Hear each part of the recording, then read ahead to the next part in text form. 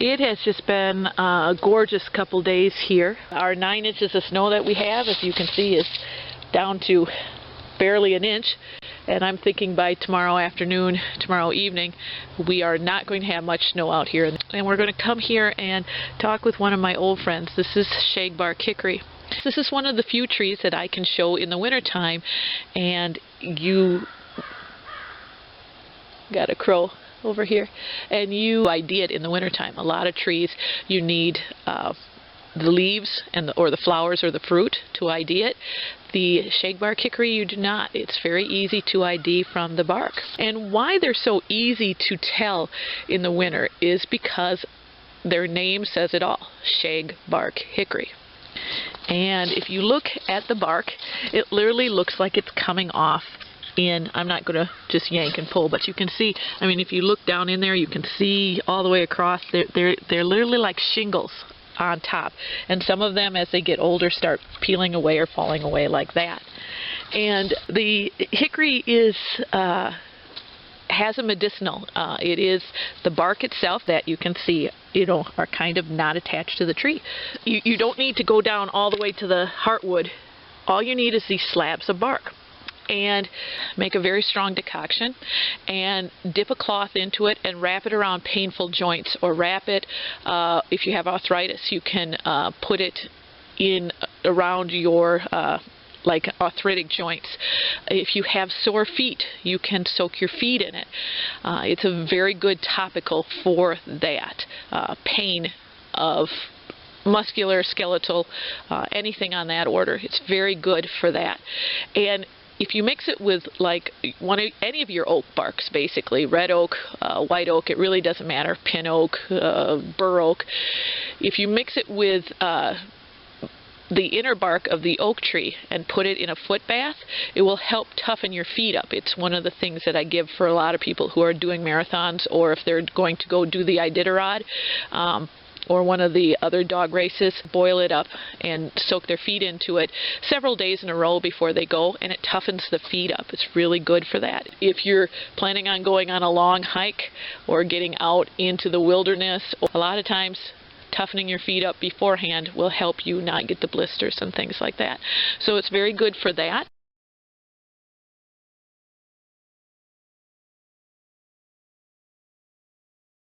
Don't just go up and start yanking it off. Instead, see if you can push in.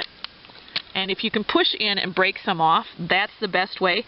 Or push instead of yanking like this, because if you yank off, you can, and if you only do it with a few pieces, it's not going to make much of a difference, especially on a tree this old. You can break it off down below to the inner bark, and you kind of want to do that as little as possible so you're not introducing disease to this. The other thing is that brown creepers, this is a bird native to this area, a lot of times will nest behind these things. So before you start taking the bark off, look and see if there's a nest behind it, and if there is, obviously don't take that piece of bark, but kind of push it to the side instead of down, because see, we break it off and we're not down good wood, fresh wood that we don't want. So don't just yank it back out, kind of push it off to the side, or sometimes they're so far out they're like hanging way out, and then if you push it up, you break it off, and see, now you definitely aren't reaching into the wood, and that is what you prefer. So I'm going to collect a little bit of this, and then we'll take it home and scrub it up, and we'll go from there, and I'll show you how I process it. So I didn't show actually scrubbing it because, well, I thought the camera was on, but it wasn't. Surprisingly, pictures don't get taken while the camera's not on. But basically, you just take a, if you got an old toothbrush that's clean, you can use it, or what I use is just a fruit brush that you use to scrub fruit. You can use that. And you just scrub the bark until you get, it's all nice and cleaned up. The main thing is that you want to do it in cold water. Do not put it in hot water, because if you put it in hot water, you're scrubbing away some of the medicinal values, and you don't want to do that. And then you want to dry it out. You put it in a single layer on a cookie sheet. I let it dry overnight, which is what I did. I don't want it to be wet or super wet, because then you're steaming, and as that steam is being released, that steam is taking away some of the medicinal values.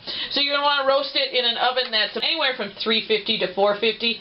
Out in the summer kitchen, and we're just going to stick this in here, and like I said, in about this, until you can smell it. When you can start smelling it, it's probably roasted, but I'm going to get this shut and heating up, and we'll come back to that when it gets a little darker. We've got a nice darkness to them. Again, you could smell that the oil's coming out of them, and so now you can let this cool enough that you can handle this. We're going to make a very strong decoction out of that, and then wrap it around. Use it to wrap around sore joints, any sore joints. If your feet hurt, you can put it into a bath. But we're just going to do it, and what we're going to start, I started heating the water up on the stove here. I'm just going to break up some, and then we'll make ourselves our decoction. So we've got this, this has been boiling for about 20 minutes. As you can see, it's got a nice dark color to it, and that's what you're looking for. And now you can do a couple things with this. You can take this, and because this is a good strong one, and that's what you want, the stronger the better, you can put this into, like, if you have a tote, you can put a little cold water in the bottom of your tote, because you certainly do not want to pour boiling water straight into a tote, and then pour this into that and mix them together. It'll dilute it down a little bit, but then make it as warm as you possibly can and soak your feet in it. That makes a nice foot. If you've got yourself a foot bath, you can immediately do that as well. What we mostly do is we take a cloth, and you want cloth to be kind of raggy and old, because this stuff does stain. It's been used for stains over and over, so you certainly do not want to get your best towels out. And then dip it in, let it soak up. Let it drip, and then let it cool off. I'm going to just kind of pull it over here because it is still boiling. Let it cool off enough that you can handle it, but still try to use it as warm as possible, as soon as you can. And then you wrap it around. You take that cloth and you wrap it around whatever's hurting. If your wrist is hurting, if you have an ankle that hurts, knees, if you have a hip, you can actually soak the whole towel in it, lay down and lay it across your pelvic region, and it's going to help take the pain down. When you strain out the plant material, strain out your bark. Let me grab that real quick. You do not throw the bark away. You can boil this bark probably 3, 4, 5 times.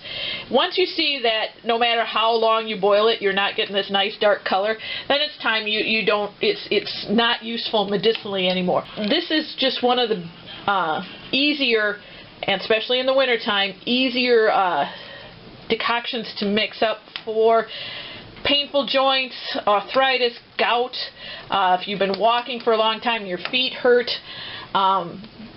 I got Lyme's disease. This is it. I'm going to take it off here. Well, actually, I'm going to take it and put it onto the cooler part of the stove and let it sit, and just let it really get really strong. It'll probably reduce a little bit more, and let it get a very strong decoction. And I'm going to use it later on for my shoulder. And a nice winter wild medicinal, easy to do, easy even for the beginner, because most people can tell the shagbark hickory, and it works. So that is a roasted hickory bark decoction for arthritis and aches and pains.